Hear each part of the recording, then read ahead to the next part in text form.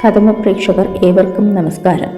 നവരാത്രിയുടെ ആദ്യത്തെ 3 ദിവസങ്ങളിൽ പാർവതി ദേവിയെയും 4, 5, 6 ദിവസങ്ങളിൽ ലക്ഷ്മി ദേവിയെയും 7, 8, 9 ദിവസങ്ങളിൽ സരസ്വതി ദേവിയെയുമാണ് പൂജിക്കേണ്ടത്. നാളെ നവരാത്രിയുടെ 4ാം ദിവസമാണ്.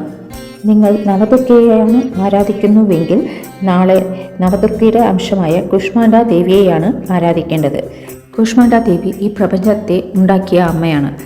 കുഷ്മാണ്ഡ ദേവിയെ പ്രാർത്ഥിച്ചതിന് ശേഷം ശിവനെയും ബ്രഹ്മാവിനെയും തൊഴണം എന്നാണ് നമ്മുടെ പുരാണങ്ങളിൽ പറഞ്ഞിട്ടുള്ളത്.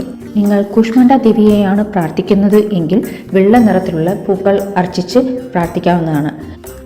നിവേദ്യമായി തൈരോ പാലോ വെച്ച് പൂജിക്കാവുന്നതാണ്. അഥവാ അംബികയുടെ അംശത്തെയാണ് നിങ്ങൾ തൊഴുന്നത് എങ്കിൽ നാളെ നവരാത്രിയുടെ 4ാം ദിവസം ശ്രീ മഹാലക്ഷ്മിനെയാണ് പൂജിക്കേണ്ടത്. ദേവിക്ക് അർച്ചിക്കേണ്ട പൂവ് ജാതിമല്ലി. നാളെ നൈവേദ്യമായി വെക്കേണ്ടത് കദംബം ചോറോ പട്ടാണി ചുണ്ടലോ. അതിനോടൊപ്പം കൊയ്യാപ്പഴം വെച്ച് പൂജിക്കുന്നത് നല്ലതാണ്. നാളെ നിങ്ങൾ അണിയേണ്ട വസ്ത്രത്തിൻ്റെ നിറം കരിനീല കളറായാൽ നന്ന്. ആലാഴി കടഞ്ഞപ്പോഴല്ലേ ശ്രീ മഹാലക്ഷ്മി വന്നത്. ലക്ഷ്മി ദേവിയെ ഭഗവാൻ നാരായണൻ തൻ്റെ നെഞ്ചിലേറ്റിയാണ് നടക്കുന്നത്. നമ്മൾ ലക്ഷ്മി അമ്മയെ പൂജിക്കുമ്പോൾ നമുക്ക് ലക്ഷ്മി കടാക്ഷവും കിട്ടും, ഭഗവാൻ നാരായണൻ്റെ അനുഗ്രഹവും കിട്ടും.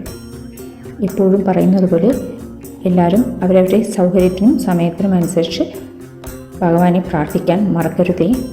എല്ലാവർക്കും സകല ഐശ്വര്യവും സകല സൗഭാഗ്യവും ലഭിക്കട്ടെ എന്ന് പ്രാർത്ഥിച്ചുകൊണ്ട് നിർത്തുന്നു. നന്ദി, നമസ്കാരം.